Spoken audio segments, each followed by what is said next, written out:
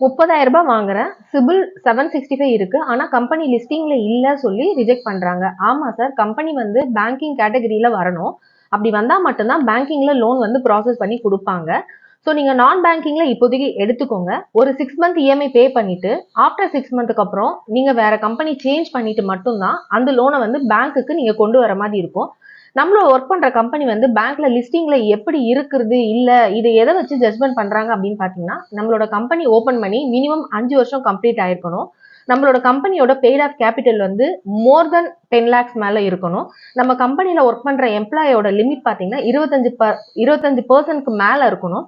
நம்ம கம்பெனியோட profit and loss account இது எல்லாமே அவங்க வந்து செக் பண்ணி தான் ஒரு பேங்க்ல வந்து ஒரு கம்பெனி வந்து லிஸ்டிங் பண்ணுவாங்க.